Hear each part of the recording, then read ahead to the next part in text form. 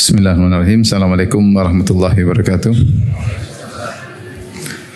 Alhamdulillahi ala ihsani wa syukru lahu ala taufiqihi wa amtinani. Asyhadu an la ilaha illallah wahdahu la syarika lahu ta'ziman li sya'ni wa asyhadu anna Muhammadan abduhu wa rasuluhu hada ila ridwani. Allahumma shalli alaihi wa ala alihi wa ashabihi wa ikhwani. Hadirin hadirat yang dirahmati Allah Subhanahu wa taala, kita melanjutkan pembahasan kita masih dalam kitab Husnul Khuluq idza faquhu ya.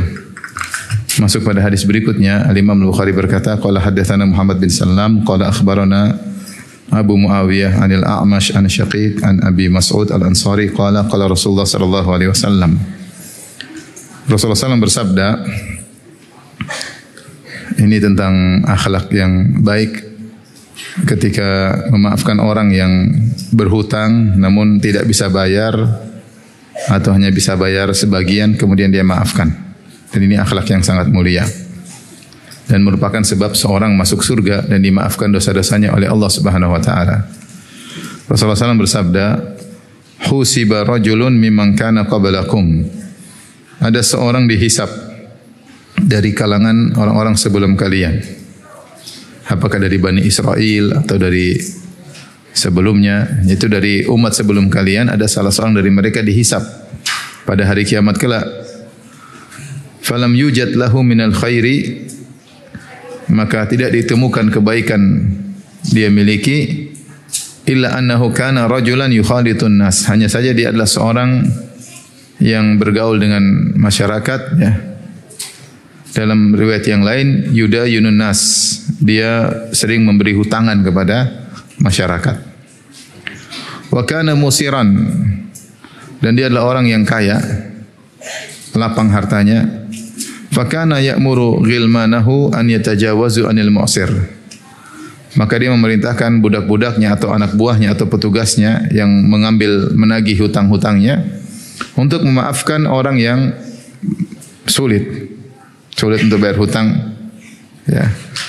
Qala Allah azza wa jalla, maka setelah dihisab Allah berkata, fanahnu ahaqqu bidzalika minhu, kami lebih utama untuk memaafkan daripada dia memaafkan orang lain. Fatajawaza anhu, maka Allah pun memaafkannya atau mengampuninya. Hadis ini tentang ya kisah seorang dari umat sebelum kita ya. Ini dalil bahwasanya semua manusia dihisab, bukan cuma umat Muhammad sallallahu alaihi wasallam, tapi umat-umat sebelumnya juga dihisab nanti pada hari kiamat kelak. Ya. Ketika dihisab, dicari amal soleh apa yang dia miliki. Tentunya dia memiliki tauhid ya. Tapi maksudnya ada amal soleh yang lain yang bisa dibanggakan, yang bisa diharapkan. Dicari-cari tidak ada. Ya. Hanya satu, yaitu kana rajulan yukhalitun nas. Dia adalah orang yang suka bercampur atau berbaur dengan masyarakat. Dan ini dalil bahwasanya orangnya tawadhu. Karena biasanya orang kaya tidak demikian ya. Biasanya orang kaya punya level tersendiri, teman-temannya khusus, memilah-milih hanya yang kaya-kaya saja ya. Biar frekuensinya sama. Tapi kalau levelnya berbeda biasanya tidak. Ini tidak, orang ini kaya tapi yukhalitun nas. Dia bercampur dengan masyarakat. Di antara buktinya dia tidak bergaul dengan orang kaya saja, bahkan orang miskin. Makanya banyak yang pinjam uang sama dia. Sama dia. Dalam riwayat yang lain dalam Sahih Muslim, kana rajulun yudayunun nas. Ya, yaitu orang yang suka memberi hutangan kepada masyarakat. Jadi dia bergaul, ketemu orang-orang susah, orang tahu dia kaya tapi dia tawadhu ya. Dan terganggu orang pinjam uang sama dia ya. Makanya dalam hadis Rasulullah SAW, al-mu'min alladhi ya yukhalitun nas wa yasbir ala adahum, seorang mukmin yang dia berbaur dengan masyarakat dan dia sabar dengan gangguan mereka, lebih baik daripada orang mukmin yang tidak berbaur dengan masyarakat wala yasbir ala adahum, dan tidak sabar dengan gangguan mereka. Kenapa? Karena berinteraksi dengan masyarakat pasti menimbulkan apa? Gangguan, ketidaknyamanan. privasi kita berkurang misalnya, atau minta tolong, banyak orang minta tolong, banyak orang punya keperluan, itu mengganggu. Itu mengganggu. Tapi Nabi SAW mengatakan yang berbaur dengan masyarakat dan bersabar lebih baik. Lihatlah contohnya orang ini. Subhanallah, dia kaya, dia berbaur dengan masyarakat, dia pasti dapati banyak orang miskin. Makanya orang miskin tersebut pinjam uang sama dia, butuh uang. Kemudian setelah itu, kemudian kata Nabi SAW, wa kana musiran, dan dia adalah orang yang kaya, orang beri lapangan harta. Maka setelah itu dia tagih, dia punya anak-anak buah untuk nagih hutang. Fakana ya'muru gilmanahu an yatajawaz al-mu'sir. Maka dia suruh anak buahnya atau budak-budaknya untuk nagih hutang. Ya. Kalau lagi nagih, kemudian ada orang susah, ya, silakan di anziru, yaitu ditunda. Kalau nggak bisa bayar, maka sebisanya ya. Datang dalam riwayat, ya. Datang dalam riwayat yang lain disebutkan, dia berkata kepada anak buahnya, khudh ma tayassar watruk ma asur wa tajawaz. Kalau kau tagih uang sama orang-orang, yang dia bisa kasih berapa ambil, yang enggak bisa jangan ditagih. Misalnya punya uang 1 juta, bisa bayar berapa? 300.000, ya sudah, 700.000-nya maafin. Ya. Jangan ditagih. Ya. Dia berkata kepada anak buahnya dalam riwayat yang lain, dalam Sahih Bukhari, khudh ma tayassar, ambil yang mudah, tagih yang ambil yang mudah, watruk ma asur, yang tidak bisa dibayar jangan ditagih, wa tajawaz, dan maafkan. La'allallaha yatajawazu anna. Subhanallah. Jadi dia punya niat. Dia tahu kaidah umum bahwasanya al-jaza' menyisir amal. Balasan sesuai dengan apa? Perbuatan. Makanya dia bilang la'allallaha yatajawazu anna. Semoga Allah maafkan saya, kita maafkan mereka, nanti Allah maafkan kita. Dan ternyata benar. Allah maafkan dia, ya. Maka begitulah cara anak buahnya ketika nagih utang, ya.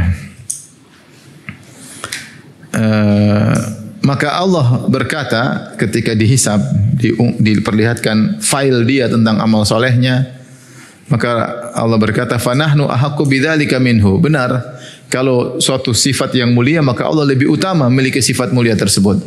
Bukankah memaafkan sifat mulia? Ya atau tidak? Maka Allah lebih utama memaafkan. Bukankah rahmat sifat mulia, maka Allah lebih utama untuk merahmati. Bukankah kekuatan lebih sifat mulia, maka Allah lebih kuat. Bukankah ilmu sifat mulia, maka Allah lebih berilmu. Dan demikianlah ini kaidah dalam kesempurnaan Allah Subhanahu wa taala. Maka Allah berkata, "Fanahnu ahaqqu bidzalika minhu." Kita lebih utama maafkan daripada dia maafkan orang lain. Fatajawaza anhu, maka Allah pun maafkan dia. Hadis ini luar biasa, ya. Akhlak soleh, akhlak mulia yang luar biasa. Apalagi zaman sekarang, ya. Apa ada orang suka memberi utangan sama orang? Yang beri utangan banyak tapi berbunga. Yang beri utangan banyak tapi berbunga. Saking sulitnya terkadang seorang sudah ngaji, sudah ngerti tentang hukum riba. Ketika dia muter sana muter sini cari utangan enggak dapat, akhirnya terpaksa dia ke instansi ribawi. Kenapa? Karena jarang orang memberi utangan. Tapi kenapa jarang orang beri hutangan? Karena banyak orang kasih hutangan uangnya enggak kembali. Maka serba salah, menjamin kayaknya enggak kembali nih. Sehingga dia pun menjaga hartanya, apalagi ekonomi misalnya lagi jatuh, lagi susah. Enggak jelas. Ya dia pingin safety, dia jaga uangnya untuk anak istrinya, ada yang pinjam. Ini masih spekulasi, dia enggak kasih. Akhirnya mencari orang yang beri hutangan tidak mudah. Akhirnya sebagian orang meskipun sudah ngaji, akhirnya pinjam uang ke instansi ribawi. Padahal memberi utangan itu pahalanya besar. Di antaranya kata Rasulullah SAW, as-salafu yajri syatra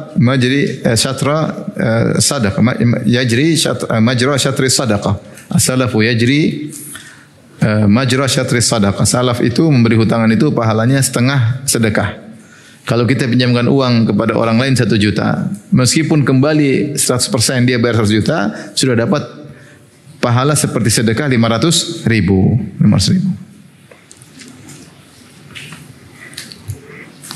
Saya mau cerita, mudah-mudahan tidak dipraktekkan lagi sama audiens ya.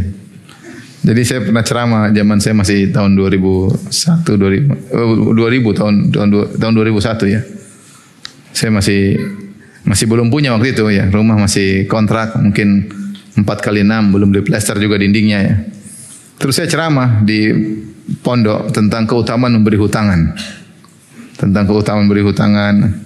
Setelah saya kajian, saya pulang ke rumah, terus ada orang yang ketuk pintu. Assalamualaikum. Waalaikumsalam. Ustaz, Masya Allah ceramahnya bagus Ustaz. Tuduh poin saja Ustaz. Tadi Ustaz ceramah bagus tentang beri hutangan. Saya mau pinjam uang Ustaz. Dia mau ngetes Ustaz ini ngomong doang atau? Terus, antum tahu apa yang terjadi? Saya bilang, qadarullah saya juga utang belum bayar. Oh ya sudah Ustaz, dia pergi langsung. Gak mudah minjemin uang ke orang, gak mudah. Apalagi yang minjem miskin, gak punya apa-apa. Kita paling kasih setengah sedekah. Ya kayaknya gak kembali inilah udah. Ambil aja, gak usah dipikirin, ambil. Tapi orang ini luar biasa ya. Kaya, dia tawadhu'nya, gaul sama masyarakat, tahu kebutuhan mereka. Bahkan Yudas sengaja suruh kasih pinjam. Maka dia tukang kasih pinjam uang. Dan bukan rentenir yang kasih pinjam uang mau cari untung, enggak. Kasih pinjam uang, terus punya petugas kalau tagih nggak bisa bayar dimaafin. Luar biasa. Ini cara mencari surga dengan harta. Cara mencari surga dengan apa? Dengan harta. Cara banyak diantara dengan harta. Jadi dalil juga bahwasanya seorang meskipun bukan dia yang langsung eksekusi tapi anak buahnya, maka karena dia yang perintah tetap pahalanya kembali kepada dia. Anak buahnya yang nagih, yang memaafkan. Mungkin dia kalau ketemu langsung nagih nggak enak sama masyarakat, ya sudah anak buahnya aja. Jadi nggak mesti dia yang langsung. Kalau nagih kan nggak enak. Maka ketika suruh anak buahnya, tapi anak buahnya menjalankan perintahnya, maka yang dapat pahala siapa? Anak buahnya atau dia? Dialah, dia yang menyuruh. Ya, dia yang menyuruh. Jadi tidak mesti seorang langsung eksekusi, tidak mesti. Ya, tidak harus. Terkadang seorang menyembunyikan dirinya dalam amal soleh, cukup anak buahnya supaya tidak ditimpa ria, ujub dan yang lainnya. Tidak enak melihat orang ngemis-ngemis depan dia, sudah anak buahnya aja.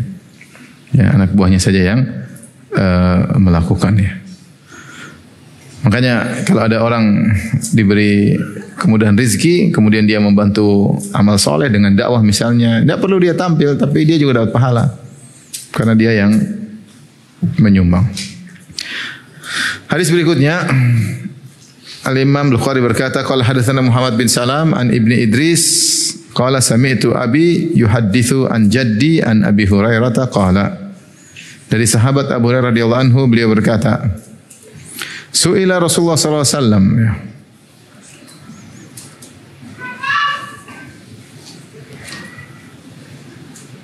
ma aktsaru ma yudkhil jannah. Rasulullah ditanya, apa yang paling memudahkan orang masuk surga? Qala taqwallahu husnul khuluq, yaitu bertakwa kepada Allah dan akhlak yang mulia.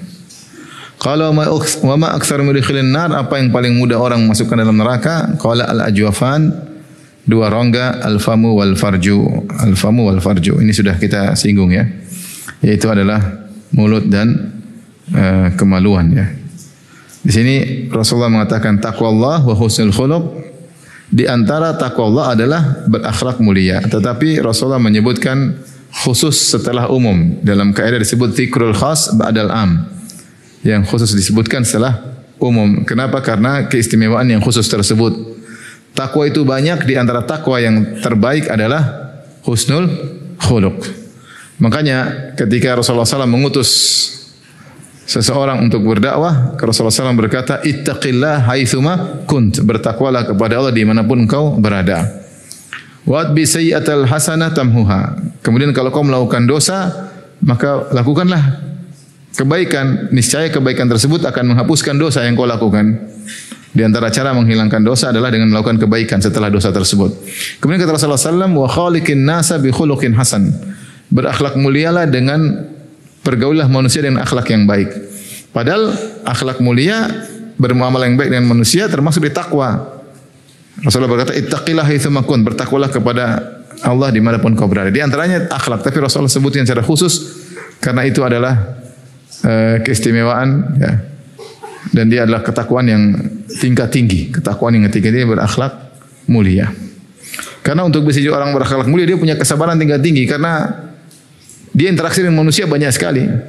Kita berinteraksi langsung artinya khusus untuk Allah tidak banyak. Misalnya kita sholat, kemudian kita puasa atau kita baca Quran. Kebanyakannya kita interaksi dengan manusia secara zahirnya gitu. Sehingga waktu kita banyak untuk interaksi dengan manusia, dengan anak, dengan istri, dengan membantu, dengan supir, dengan pekerja, dengan bos, dengan tetangga. Kalau dia bisa berakhlak mulia, maka ini luar biasa karena dia melakukan ini semua karena Allah. Kalau bukan karena Allah, sulit bagi dia untuk bisa menjaga akhlaknya mulia. Akhlak yang mulia karena berinteraksi dengan berbagai macam orang. Maka akhlak mulia adalah ketakwaan yang spesial. Makanya timbangannya di akhirat sangat berat. Baik, kita lanjutkan hadis berikutnya. Al-Imam Bukhari berkata, qala haddatsana Ibrahim bin al-Munzir, qala haddatsana Ma'an an Muawiyah an Abdurrahman bin Jubair an abihi an Nawas bin Sam'an al-Ansari annahu sa'ala Rasulullah sallallahu alaihi wasallam anil birr wal itsm. Dari Nawas bin Sam'an al-Ansari, sahabat radhiyallahu anhu, dia bertanya kepada Rasulullah tentang al-birr wal itsm, tentang kebajikan dan dosa. Qala, apa itu kebajikan? Ya. Karena Allah berfirman, wa ta'awanu 'alal birri wat taqwa wa la ta'awanu 'alal itsmi wal udwan. Hendaknya kalian saling tolong-menolong dalam kebajikan ketakwaan dan janganlah kalian saling tolong-menolong dalam dosa dan permusuhan. Maka ditanya Rasulullah, apa itu albir kebajikan dan apa itu al-itsm dosa? Qala, Rasulullah SAW berkata, albirru husnul khuluq. Albir kebajikan adalah akhlak yang mulia. Wal itsmu ma hakka fi nafsika wa karihta an yattali alaihin nas. Dan dosa itu apa yang mengganjal di hatimu dan kau tidak suka orang lain lihat, kau tidak suka orang lain tahu. Tapi di sini Rasulullah SAW memberi definisi tentang kebajikan dan dosa. Adapun kebajikan, Rasulullah SAW mengatakan kebajikan itu husnul khuluq, berakhlak mulia. Sebenarnya kebajikan itu banyak ya. Kebajikan itu banyak. Semua kebaikan adalah kebajikan terkait dengan amal apapun. Semuanya adalah kebajikan. Albir itu umum, lafal yang umum mencakup seluruh kebaikan. Tetapi ketika Rasulullah SAW ditanya, Rasulullah SAW menjawab dengan satu contoh kebajikan, itu husnul khuluq, akhlak yang mulia. Tidak lain menunjukkan bahwasanya akhlak mulia menempati level tinggi tentang kebajikan. Sama seperti ketika Rasulullah SAW berkata tentang haji, kata Rasulullah SAW bersabda dalam hadisnya, Rasulullah SAW bersabda, al-hajju arafah. Perhatikan, al-hajju arafah. Haji itu wukuf di padang Arafah. Padahal kita tahu namanya haji bukan cuma wukuf di padang Arafah, banyak kegiatan. Mulai dari ihram, mulai dari miqat, ya, talbiyah, ya, banyak sekali kegiatan. Di Mina, di Muzdalifah, ya, lempar jamarat, tawaf, sa'i, ini semua menyembelih hewan, ini semua rangkaian ibadah haji. Tapi kenapa ketika Rasulullah SAW berbicara tentang haji, Rasulullah SAW menyatakan satu poin aja, al-hajju arafah. Haji itu adalah arafah. Karena wukuf di padang Arafah adalah rukun yang paling utama. Rukun yang paling utama. Ada rukun-rukun yang lain. Rukun haji seperti ihram haji, kemudian tawaf haji, sa'i haji, ya. Di antaranya wukuf di padang Arafah. Dari seluruh rangkaian haji yang begitu banyak, Rasulullah mengatakan al-hajju arafah, haji adalah Arafah, wukuf di padang Arafah. Ini dalil bahwasanya wukuf di padang Arafah adalah salah satu bagian terpenting atau paling terpenting dalam ibadah haji. Semisal ini, seperti Rasulullah SAW bersabda, ad-du'a huwal ibadah. Doa itu adalah ibadah.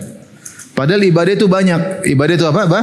Banyak. Ada ini, ada anu. Tapi Rasulullah khususkan penyebutan doa. Karena perkara yang ibadah yang terbaik adalah apa? Doa.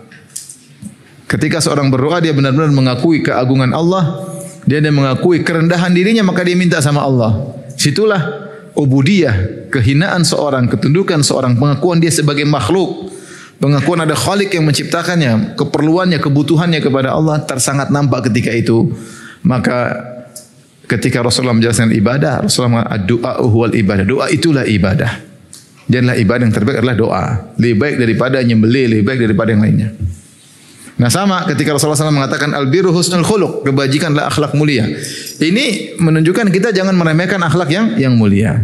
Semua perkara yang kita dalam koridor akhlak mulia, maka lakukan, jangan remehkan. Murah senyum, mudah memaafkan, husnuzon sama orang, tidak merendahkan orang lain, menghormati orang lain. Itu kita sebenarnya tahu ya. Kita tahu kok, nggak usah diajarin juga ngerti. Merendahkan orang lain baik atau buruk? Buruk lah, nggak usah diajarin. Lawannya menghormati orang lain. Ya sudah, berarti menghormati orang lain akhlak baik. Senyum baik atau tidak? Murah senyum ya. Tapi senyum yang ikhlas ya, bukan senyum ada maunya ya. Ada udang di balik rempeyek, bukan. Senyum yang benar ya. Ya, tabassumuka fi wajhi akhika sadaqah. Senyum di hadapan saudaramu adalah sedekah. Ya.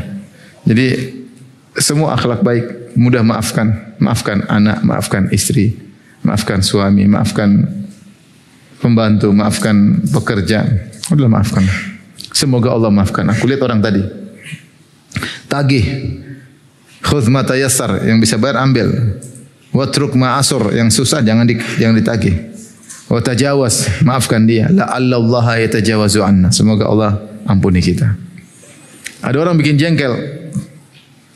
Datang minta maaf. Jengkel, kita jengkel. Tapi ya sudahlah. Semakin jengkel, semakin banyak kita dimaafkan oleh apa? Allah. Kan al-jazaa min jinsil amal, sesuai dengan perbuatan. Semakin dia bikin jengkel kita maafkan, semakin banyak dosa kita diampuni oleh Allah. Tapi itu berat. Berat atau tidak maafkan? Yang paling mudah membalas dendam, itu mudah. Tapi kalau maafkan, berat. Karena maafkan itulah ibadah yang tidak bisa kita lakukan kecuali kita ditolimi. Nah, manusia kalau ditolimi pinginnya balas, bahkan lebih parah balasnya. Oleh karenanya husnul khuluq ini suatu kata yang mencakup banyak kegiatan interaksi seorang kepada manusia yang lain yang secara nalar atau secara kita ngerti itulah akhlak baik. Apa akhlak yang baik diringkas oleh para ulama dengan 3, yaitu badlun nada wa tarkul adza wa talaqatul wajhi. Akhlak mulia cuma 3, mudah berbuat baik, tidak mengganggu orang lain, murah senyum. Itu sudah, itu akhlak. Kesimpulan akhlak mulia 3.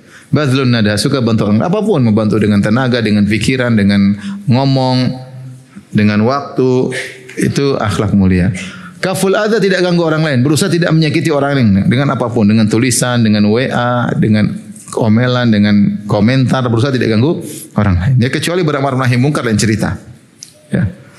Yang ketiga, talaqatul wajhi, ya, yaitu suka senyum. Baik. Jadi Rasulullah ketika menjelaskan tentang albir, kebajikan, kata beliau husnul khuluq. Wal itsmu, kemudian apa definisi dosa? Ini definisi yang menakjubkan Rasulullah SAW.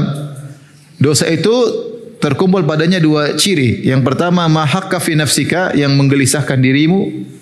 Yang kedua, wa karihta ayatali alaihin nas, kau tidak suka orang lain lihat. Taib. Ini dosa ini maksudnya, hukum asalnya apa yang dihukumi oleh syariat dosa ya dosa, meskipun kita nyaman melakukannya. Kalau syariat bilang dosa, ya dosa.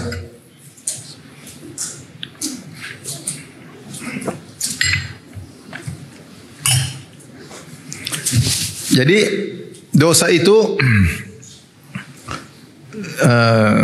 di antaranya dengan kita belajar, kita tahu ini dosa ya, ini enggak boleh, ini haram ya. Banyak hal yang mungkin kita nyaman ternyata apa? Haram ya. Seperti apa yang nyaman haram? Banyak kan?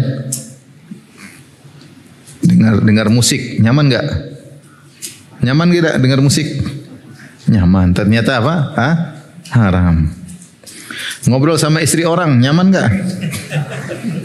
Ketawa ketiwi, canda-candain, nyaman enggak? Nyaman. Sejam 2 jam kuat, sama istri setengah jam udah teler. Nyaman, tapi ternyata enggak benar. Nonton film Korea, nyaman ya. Jadi harus tahu dengan dalil. Terkadang kita menghadapi suatu permasalahan, kita belum tahu dalilnya. Tapi ada signal dalam diri kita menegur. Allah menyebutkan dalam Al-Quran tentang ciri jiwa. Jiwa itu ada 3. Terkadang dia al-ammarah bisu, menyuruh pada keburukan. Terkadang dia al-lawamah, mencela. Mencela kalau kita melakukan keburukan, dia cela. Yang ketiga, an-nafsul mutmainnah, yaitu jiwa yang tenang, yang mengajak kepada kebaikan. Jiwa itu terkadang sifatnya 3 ini. Di antaranya inna nafsa la'ammaratun bisu, sungguhnya jiwa itu menyuruh kepada keburukan, pinginnya mengikuti hawa nafsu. Jiwa ingin dipenuhi, pingin ini, pingin ini, pingin ini. Tetapi ada sifat yang baik dari jiwa. Allah berfirman, la uqsimu biyaumil qiyamah wa la uqsimu bin nafsil lawamah. Sungguh aku bersumpah, kata Allah, dengan hari kiamat, dan aku bersumpah dengan jiwa yang suka mencela. Apa maksud jiwa suka mencela? Kalau kita maksiat, dia singgahnya goyang, enggak enak. Kamu kenapa begitu? Dia ngomong, enggak benar itu, salah. Deg-degan, berdebar, ini salah. Ya, melakukan maksiat, gelisah, itu jiwa yang mencela. Jiwa ini kalau hati masih sehat, ya, maka dia akan, signal ini akan ada terus, enggak enak. Tapi signal ini bisa rusak dengan terlalu sering dilanggar, lama-lama Pak, rusak. Sehingga sebagian orang benar-benar hilang signal tersebut. Sehingga ketika dia bermaksiat terang-terangan tidak ada mengganjal sama sekali. Sampai bukan mengganjal, bahkan dia pingin pamer, buka aurat tanpa ada mengganjal sama sekali. Saya rasa kalau wanita normal di awal, siapa kali dia buka misalnya pahanya atau apanya, dia pasti malu, enggak enak. Tapi ketika dia melakukannya terbiasa, tidak ada lagi rasa malu. Wanita mana yang kemudian dilihat auratnya, dia pasti tersipu malu, enggak enak. Tapi ketika dia langgar signal tersebut, lama-lama biasa, bahkan dia bangga ketika memamerkan auratnya, tampil di hadapan jutaan manusia dengan memamerkan keindahan tubuhnya, sehingga dia mendapatkan dosa yang sangat banyak.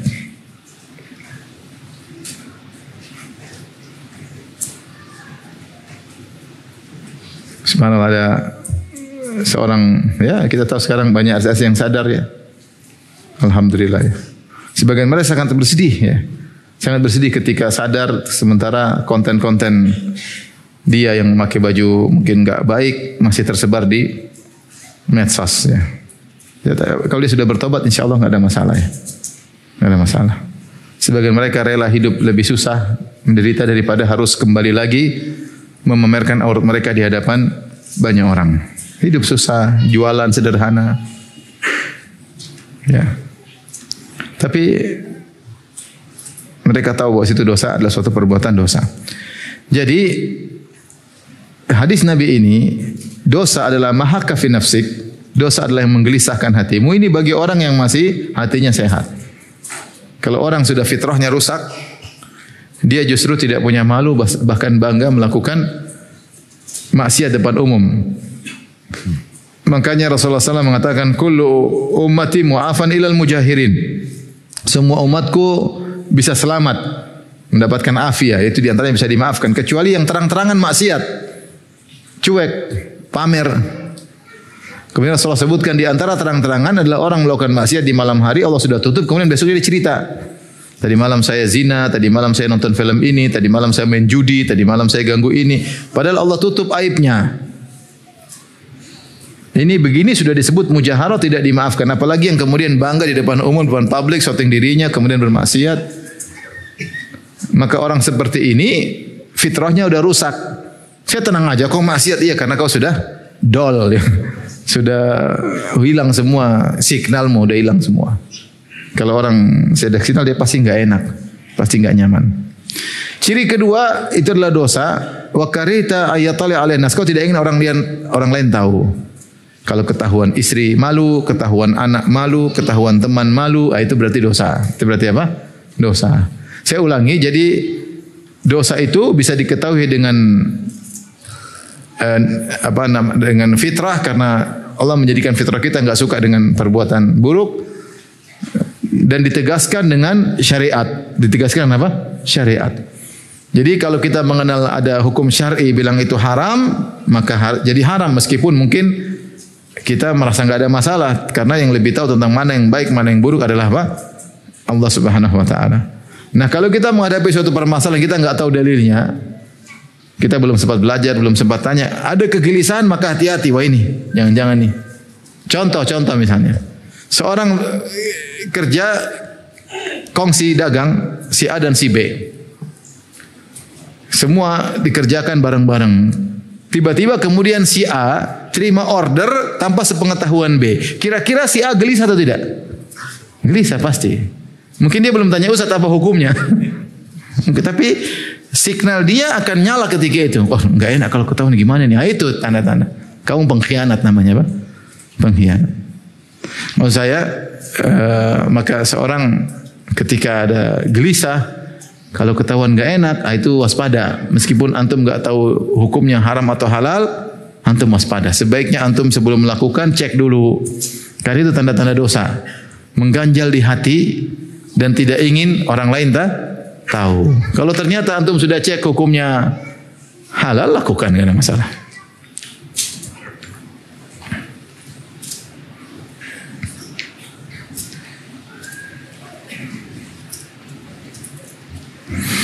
Baik, kita lanjutkan. Babul bukhl, bab tentang pelit.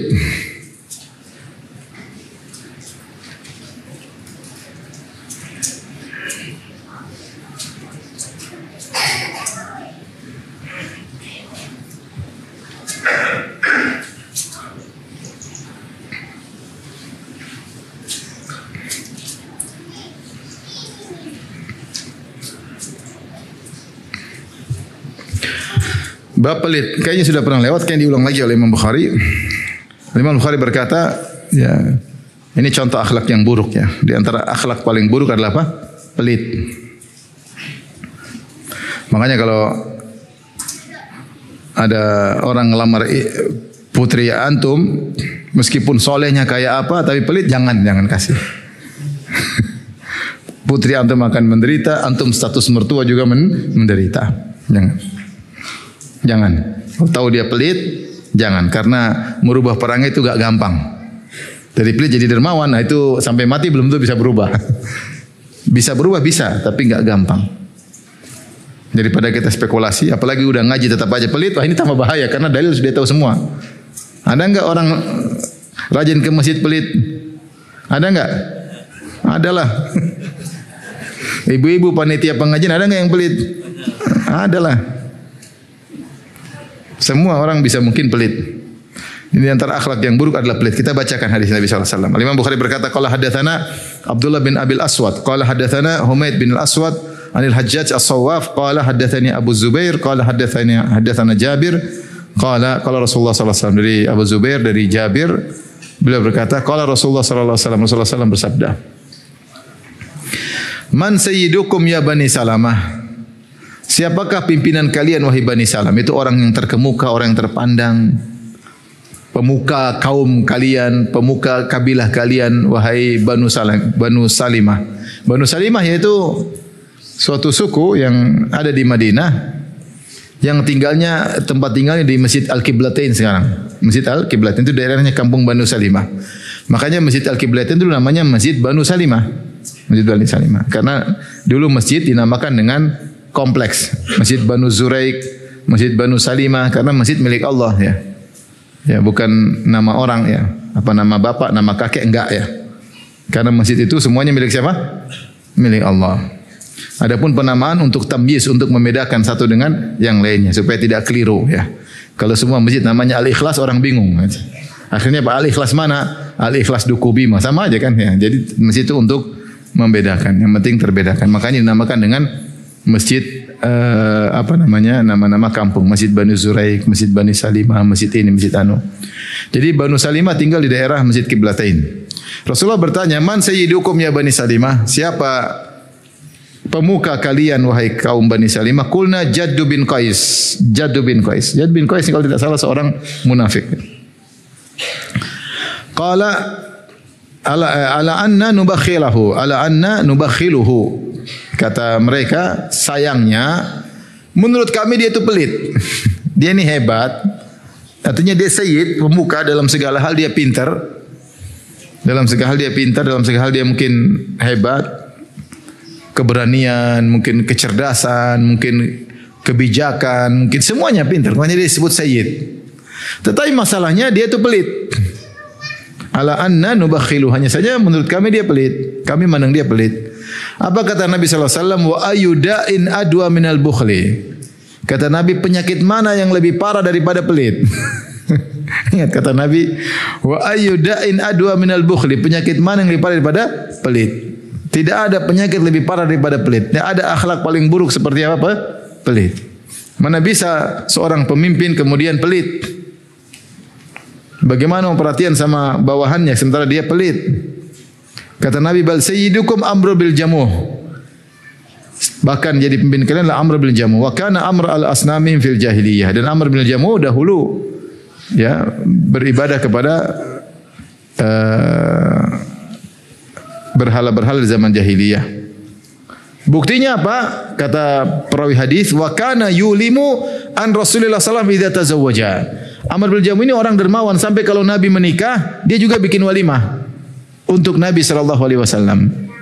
Nabi yang menikah dia yang bikin apa? Walimah. Dermawan atau tidak? Dermawan. Kalau orang pelit dia yang nikah, dia pingin orang yang lain bayar. Yang bikin walimah orang lain. Saking baiknya dia. Amr bin Jamuh ini yang ketika meninggal dalam perang Uhud, anak-anaknya semua ikut jihad dalam perang Uhud. Anak-anaknya. Kemudian dia karena cacat, kakinya pincang, maka dia diizinkan tidak ikut perang Uhud. Ya.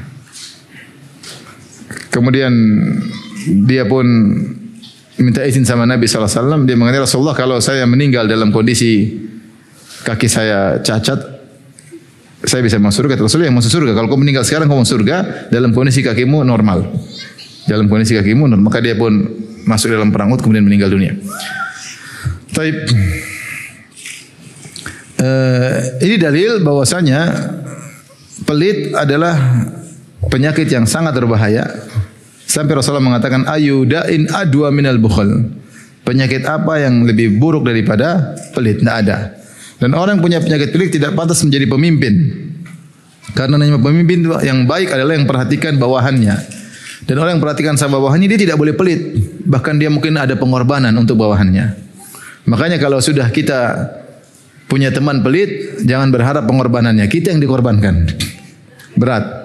Antum mau jalan-jalan sama dia, siap duit. Karena antum yang disuruh bayar nanti. Ya. Dia sampai makan, saya cerita Ustaz, ada si fulan. Pelit banget Ustaz, ente ini yang benar. Iya benar, pelit Ustaz. Kita makan di restoran, tiba-tiba bilang, aduh dompet saya lupa. Dompet saya lupa. Subhanallah. Begitu iya, lupa. Sehingga akhirnya bayar masing-masing. Ya. Mereka kalau ngajak hati-hati dengar. Kalau dia bilang sini makan, makan bareng saya, nanti saya biarkan. Dengar baik-baik. Saya bayarkan atau saya biarkan? Dengar baik-baik. Kalau saya biarkan berarti bayar sendiri-sendiri. Pelit. Ya. Saya dengar ini Allah alam di negara orang-orang bule ya. Itu mungkin tidak semua, tapi saya diceritain banyak teman. Katanya mereka tuh seperti itu ya. Bahkan ketika pacaran, kita pacaran nggak boleh ngajak pacaran. Nanti ngajak kencan bawa ceweknya bayar sendiri. Nah ini pacaran bagaimana? Jadi lakinya bayar sendiri, bayar sendiri. Bahkan ulang tahun dia undang, ayo ulang tahun. Tapi suruh bawa kue sendiri.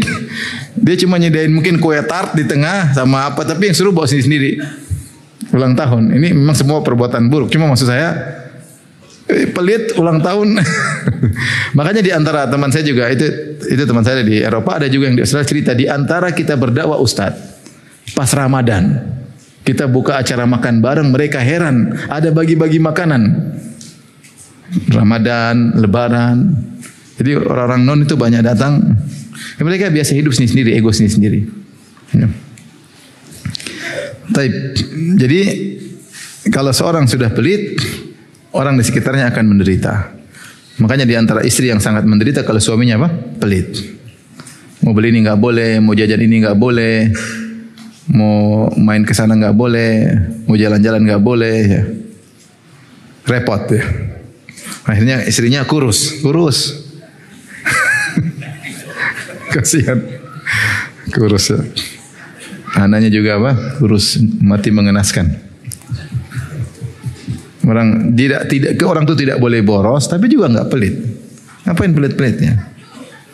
Makanya orang kalau sudah parah, dia bukan pelit karena dua. Pelit sama orang itu biasa. Lebih parah pelit sama diri sendiri. Dia punya duit banyak tapi, aduh ini mahal, makannya sederhana. Beli ini yang paling murah, bukan zuhud, beda dengan zuhud. Dia pelit. Jadi bedakan antara zuhud dengan apa? Pelit. Pelit.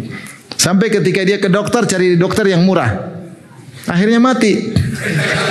Ini kenyataan ini, jadi dokter ini cuma mahal, dokter yang murah aja. Padahal tahu dokter yang mahal ini ahli. Cuma dia pelit, dia pilih dokter yang murah. Ini tewas mengenaskan. Semua harta yang dia simpan tidak bisa dia nikmati. Makanya dikatakan orang pelit itu al-bukhala atau al-bakhil ya'ishu aisyal fuqara wa yuhasabu hisabal aghnia. Orang pelit itu hidupnya seperti orang miskin tapi hisabnya hisab orang kaya. Jangan sampai demikian Bapak-bapak. Tapi kalau memang sudah enggak punya duit ya sudah, hidup orang miskin, hisab orang miskin. Jadi repot. Yang kasihan tuh anak-anak pelit, kita pelit sama anak-anak, pelit sama istri. Ya, orang yang paling utama kita baikin anak kita, istri kita, ya. Saudara-saudara kita, kerabat kita. Jangan pelit-pelit, harta itu datang dan pergi. Tentunya bukan kita ngawur, enggak. Semua ada perhitungan, tapi jangan pelit, jangan pelit. Sampai ada orang bilang, ayo ikut kita ini lah, kamu jangan pergi kajian sendiri, biar saya yang jemput. Oke, senang dijemput. Ternyata ketika beli bensin, bayar bareng-bareng ya. Lah, beli bensin, mampir pom bensin dulu, suruh bayar bareng-bareng. Mending naik angkot lebih murah ya. Ini sih kebangetan ya. Sampai ada orang mungkin saking ya mungkin boleh-boleh aja ya. Dia masuk restoran, dia bawa air minum sendiri. Padahal tulis tidak boleh bawa, aturannya tidak boleh bawa makanan dari apa? Luar. Tapi dia bawa, kenapa? Murah, dia nggak mau minum di situ, mahal. Kalau kamu nggak punya uang nggak apa-apa, tapi kalau kamu punya uang udah bagi-bagi rezeki lah. Itu juga ada bosnya, ada ownernya, ada pelayannya juga, semua butuh duit juga ya. Saya pernah makan sama kawan, meskipun mungkin boros ya, dia punya duit banyak.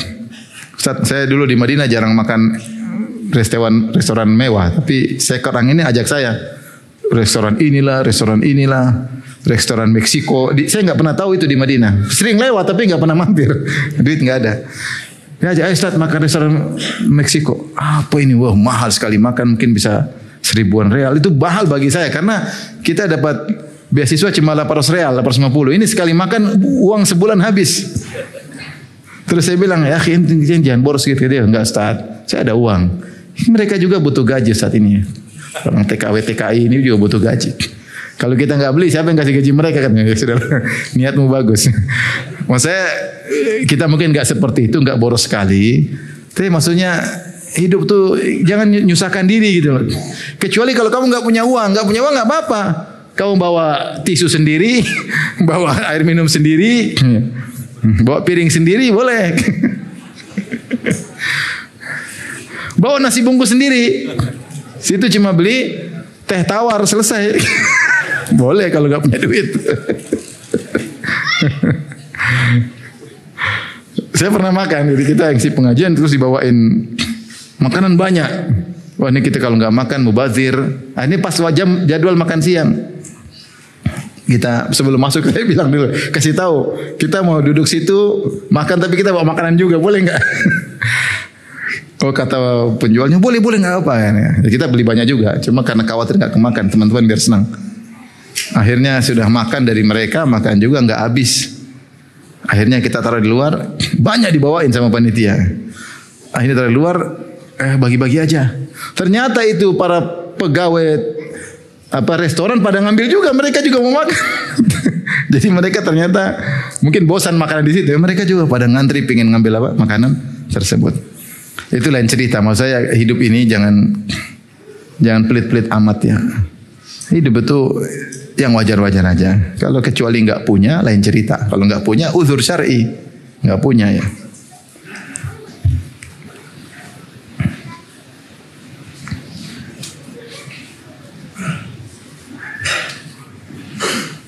Taib, hadis berikutnya. Al-Imam Bukhari berkata, qala hadatsana Muhammad bin Salam. Qala hadatsana Hushaym an Abdul Malik bin Umair. Qala hadatsana Warraq katibul Mughirah. Hadatsana Warraq katibul Mughirah. Qala kataba Muawiyah ila Al-Mughirah bin Syu'bah. Muawiyah menulis surat kepada Al-Mughirah bin Syu'bah, aniktub ilayya bi syai'in sami'tahu min Rasulillah sallallahu alaihi wasallam. Kata Muawiyah, wahai Al-Mughirah, tuliskanlah kepadaku suatu yang pernah kau dengar dari Nabi. Itu hadis apapun yang kau pernah dengar, tulis padaku. Fakataba ilaihi Al-Mughirah, maka Mughirah menulis hadis Nabi yang dia tahu kepada Muawiyah. Mungkin Muawiyah ketika itu seorang penguasa, maka dia menulis. Dan Muawiyah subhanallah dalam beberapa hadis disebutkan dia minta nasihat. Dia kirim surat kepada Aisyah, adakah hadis Nabi, kirim kepada saya. Aisyah kemudian kasih nasihat, hadis yang cocok buat seorang pemimpin. Hadis yang cocok buat seorang pemimpin. Mughirah diminta juga oleh Muawiyah, wahai Mughirah, ada hadis enggak? Ya, karena Muawiyah juga banyak dengar hadis, tapi dia ingin tambahan ilmu. Maka dia kirim surat kepada para sahabat yang lain, kirimkan nasihat. Maka Mughirah tulis hadis yang pernah dia dengar dari Nabi, isinya dia berkata, inna Rasulullah sallam, sungguhnya Rasulullah sallam kana yanha an qil wa qal. Rasulullah melarang dari katanya dan katanya. Wa idha'atil mal, dan buang-buang harta. Wa kasratis su'al, dan banyak bertanya. Wa an man'in wa had, dengan sikap man wa had, yaitu mana, yaitu tidak mau memberi tapi sukanya mana-mana kasih. Dia sendiri tidak menunaikan kewajibannya. Wa uquqil ummahat, dan Rasulullah melarang durhaka kepada para ibu. Wa an wa'dil banat, dan melarang untuk mengubur anak-anak perempuan hidup-hidup. Ini hadis dibawakan Imam Bukhari untuk menjelaskan tentang wa an ma'nin wa had, di antara bentuk pelit yaitu kalau hak orang dia tahan-tahan, tapi kalau hak dia tagih. Aiman, tapi hak orang dia tunda-tunda, dia tahan-tahan. Mana dia menahan, had berikan, mana. Ini akhlak yang buruk ya. Akhlak yang buruk. Ini cocok bahwasanya seorang penguasa seperti Muawiyah ya diingatkan agar tidak menahan hak masyarakat.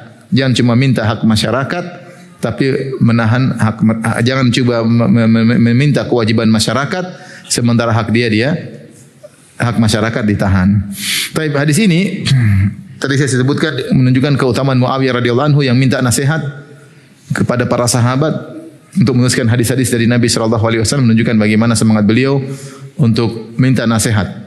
Tentunya para sahabat yang diminta akan memilihkan, mereka punya hadis banyak, mereka pilihkan hadis yang pas buat seorang penguasa. Ya, seperti Aisyah ketika diminta, Muawiyah mengatakan, kirimkan kepadaku nasihat yang singkat padat, jangan banyak-banyak.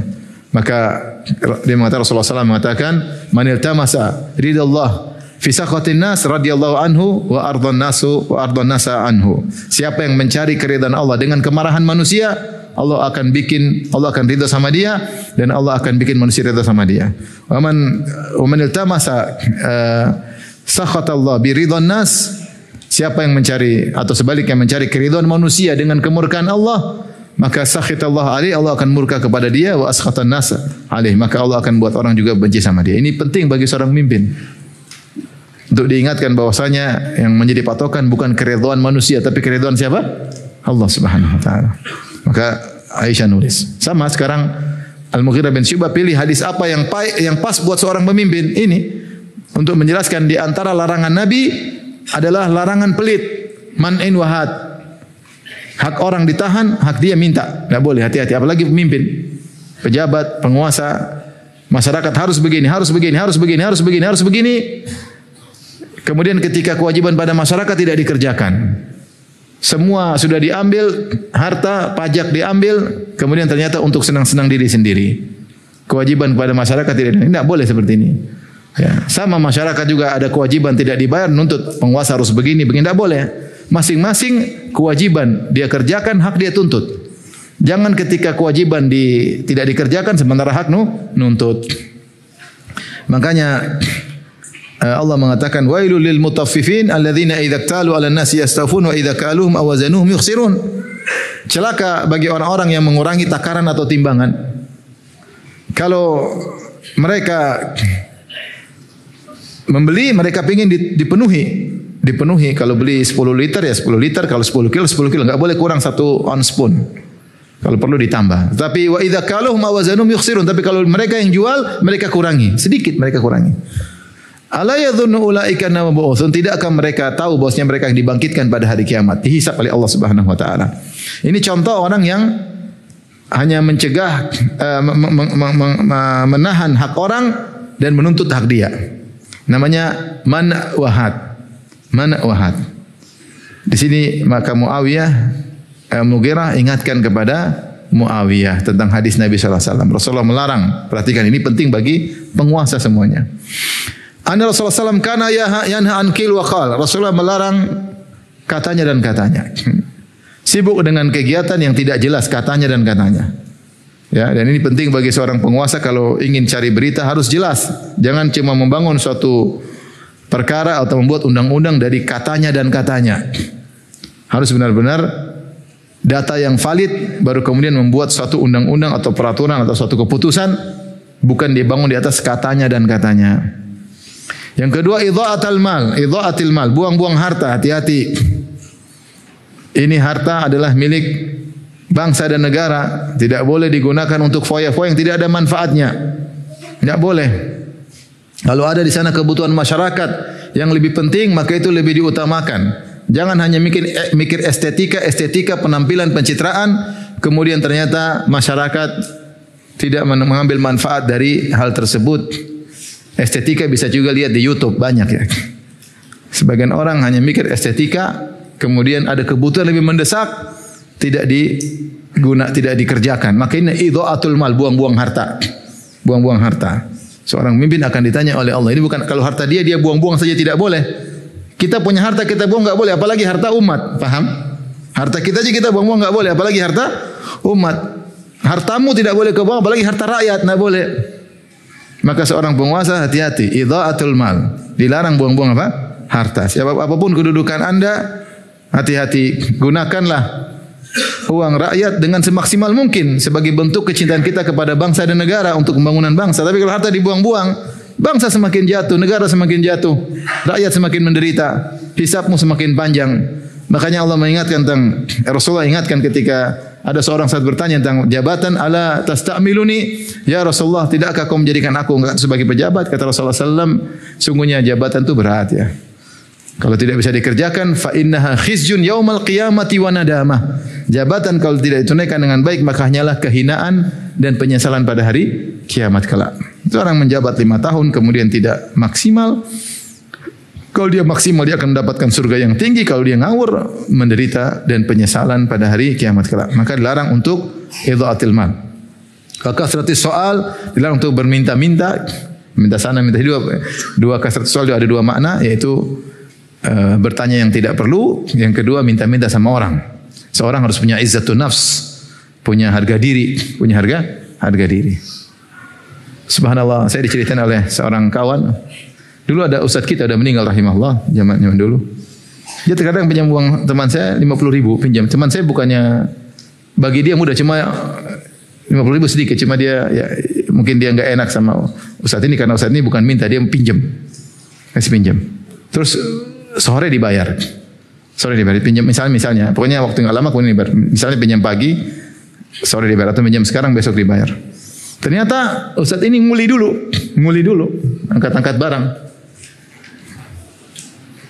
Dia punya izzatun nafs, punya harga diri. Baru kemudian dia bayar. Seorang jangan suka minta-minta, sedikit-sedikit minta-minta, ngemis-ngemis sama orang, minta di apa? Dikasihani, jangan. Minta itu boleh kalau darurat, boleh. Sebagaimana dalam pembahasan. Tapi kalau selama tidak darurat, seorang jangan minta dikasihani. Jangan melas ya supaya dikasihani sama orang, enggak. Seorang punya izzatun nafs. Syaraful mu'min qiyamuhu bil lail. Kata Nabi, Jibril memberi nasihat kepada Nabi sallallahu alaihi wasallam. Di antara nasihatnya ya, di antaranya Jibril mengatakan, ahbib man syi'ta fa innaka mufariquh. Wahai Muhammad, cintailah siapa yang kau sukai, kau akan meninggalkannya. Siapapun yang kau cintai, kau akan meninggalkannya. Semakin besar cintamu, semakin berat meninggalkannya. Silakan. Ya. Wa isma syi'ta fa innaka mayyit. Hiduplah sesukamu, kau akan meninggal dunia. Kau akan meninggal dunia. Kemudian kata Jibril, syaraful mu'min qiyamuhu bil lail. Kemuliaan seorang mukmin adalah salat malam. Wa izzatuhu, dan harga dirinya adalah istighna'uhu 'anil nas, tidak butuh kepada orang lain. Maka jangan suka minta-minta. Jadi punya traktir dong. Janganlah. Ya kecuali orang itu sering nanya, kapan kita makan lagi di rumah ya? Kita kenapa apa? Dia malah senang, itu beda. Ini kita ganggu dia. Ini kan tanggal muda, traktir dong. Jadi akhirnya suka minta-minta. Jangan suka dikasihani orang, jangan. Sebisa mungkin. Kemudian wa'an man'in wahad. Ini yang tadi kita sebut, mencegah dan minta. Mencegah hak orang lain, minta. Nah, seorang pejabat berusaha, ya, kalau dia punya hak dia minta haknya, kalau punya kewajiban dia tunaikan kewajiban. Ini berlaku pada penguasa dan juga masyarakat. Masyarakat pun mengerti kalau dia punya kewajiban dia harus tunaikan. Jangan waktu ada kewajiban dia lari, tapi kalau hak dia minta. Harusnya jalan bagus, harusnya begini, kok pelayanannya begini, begitu waktu ada bayar tidak mau bayar. Ini kan namanya hanya ingin nuntut, tidak mau menjalankan apa? Kewajiban. Jangan. Kita ada hak dan kewajiban. Kemudian wa uququl ummahat. Durhaka kepada para ibu. Ini juga dilarang oleh Nabi sallallahu alaihi wasallam dan ini satu akhlak yang buruk. Kenapa disebut ummahat? Durhaka sama ayah dan ibu sama-sama haram, tapi dikhususkan ibu karena durhaka kepada ibu lebih berpotensi daripada durhaka kepada ayah. Orang durhaka sama ayah takut digampar ayah, dipukul ayah, di stopin duit dari ayah. Tapi kalau sama ibu sangat mudah durhaka. Ibu lemah, diomelin juga mudah. Ya, wanita bahkan dikasarin ibu-ibu mungkin. Ya, makanya apalagi di zaman dahulu wanita tidak dianggap. Maka Rasulullah ingatkan jangan durhaka sama ibu. Wa an wa'dil banat, dan menguburkan anak wanita hidup-hidup sebagaimana dilakukan di zaman dahulu. Hadis berikutnya qala haddatsana Hisham bin Abdul Malik qala sami'tu Ibnu Uyainah qala sami'tu Ibnu al-Munkadir qala sami'tu Jabiran yaqul, Jabir radhiyallahu anhu berkata, "Ma su'ila Nabi sallallahu alaihi wasallam min syai'in qad faqala la." Nabi tidak pernah diminta sesuatu pun lantas Nabi berkata enggak. Nabi tidak pernah diminta sesuatu pun lantas Nabi bilang enggak ada, enggak. Ini tidak pernah terjadi. Rasulullah kalau diminta dia punya, dia pasti kasih, enggak mungkin enggak kasih. Bahkan kalau dia tidak punya dan ada kemungkinan bisa dia kasih, dia janji. Insyaallah nanti kalau ada gini, mudah-mudahan Rasulullah janjikan, subhanallah, ingin menyenangkan orang yang minta. Kalau Rasulullah ada, Rasulullah pasti kasih. Kalau Rasulullah enggak punya dan ada kemungkinan bisa, Rasulullah janji atau memberi harapan. Memberi harapan. Kalau tidak ada ya sudah. Rasulullah bilang enggak ada. Qul la ahmilukum alaih. Ya, sebenarnya Allah sebutkan dalam Al-Qur'an kalau ketika ada yang minta tunggangan untuk jihad, Rasulullah mengatakan, aku tidak bisa mendapati la ajidu ma ahmilukum alaih. Aku tidak mendapati apa yang bisa aku berikan untuk kalian tunggangi. Enggak ada. Ya, enggak ada. Ini sudah saya sampaikan pada pertemuan sebelumnya. Inilah adab dalam ketika kita diminta oleh orang. Kalau kita punya, kita kasih. Ya. Tapi itu berat ya. Kalau Nabi ya, kalau kita berat. Tapi kalau kita pun enggak bisa kasih, kita bisa kasih. Mudah-mudahan kesempatan lain. Kalaupun kita enggak mau kasih, kalau kita mau kasih ya kasih. Kalau mau kasih waktu yang lain kita kasih harapan. Kalau memang enggak bisa, jangan kata-kata kasar. Tolak dengan cara yang baik. Qadarullah belum ada, mohon maaf, kata yang baik. Allah mengatakan, wa imma tu'ridanna anhum ibtigha'a rahmatin min rabbika tarjuha faqul lahum qawlan maysura. Ya. Ya. Kata Allah sebelumnya dalam surat Al-Isra, wa ati dzal qurba haqqahu wal miskin wa ibnas sabili wa la tubadzir tabdzira innal mubadzirina kanu ikhwanas syayatin wa kana syai'an rabbika kafura. Berikanlah hak, yaitu kepada dzal qurba, kepada kerabat, kepada orang miskin. Kalau kau punya, kasih hak mereka. Orang pada hartamu ada hak orang miskin, pada hartamu ada hak keluarga. Kalau kau punya, kasih.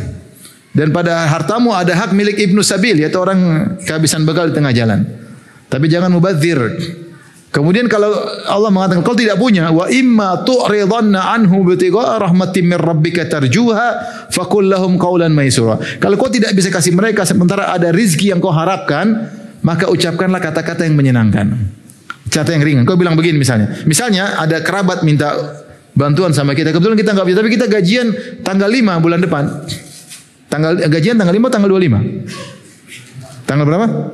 Tanggal 2 atau kita balik. Sekarang tanggal 5 kita diminta duit, sudah habis duit kita. Dan kita harapkan tanggal 25 dapat gaji. Kita bilang kata-kata yang enak.